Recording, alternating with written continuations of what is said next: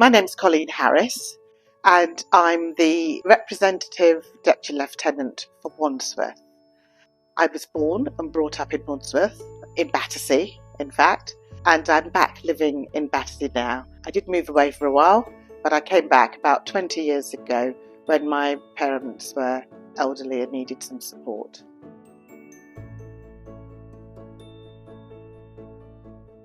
Yes, I did work in government for a number of years. I was actually the first black press officer in government. Can you believe that? That's how long ago it was. But I was really fortunate, and I worked for some very senior and high-profile ministers, ending my career in government working with the Deputy Prime Minister, John Prescott. Prior to that, I worked in number 10 Downing Street for Margaret Thatcher. I also worked on a consultancy basis.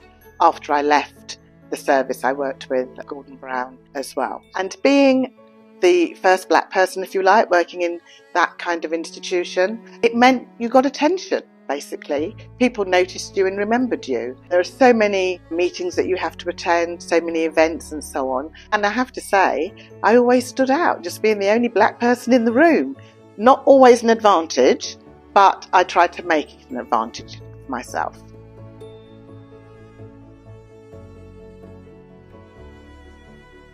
After my career in government, I was offered a job working in the Royal Household. Again, I was the first black member of the Royal Household. So way before Meghan, I was there. It was a really fascinating experience, actually.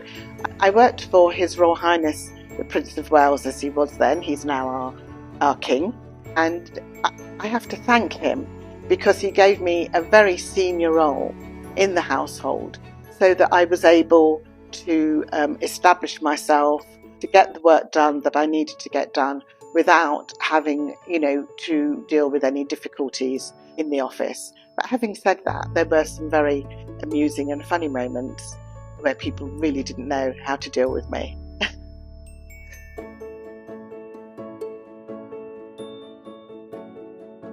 Well, as I've already alluded, I'm, getting on a bit now.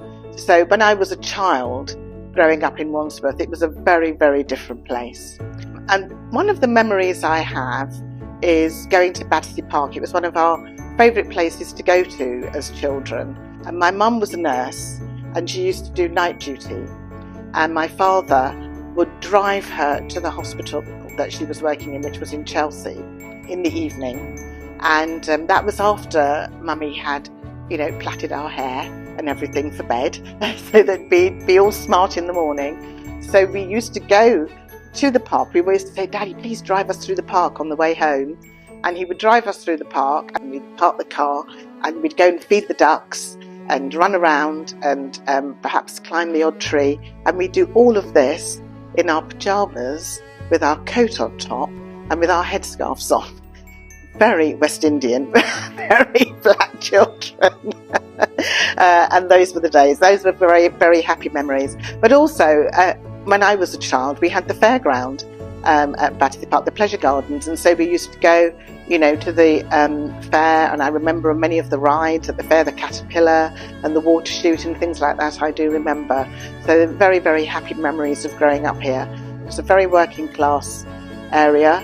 And where I grew up, which was on Beaufoy Road, it was all small terraced Victorian houses, which people would love to have now, but they were all knocked down in the 60s and 70s, which is a shame, but they're beautiful houses.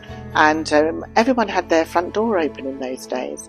And so the children just ran around the streets playing, and you could go into anybody's house and have a glass of orange juice or a glass of milk. It was a very safe environment.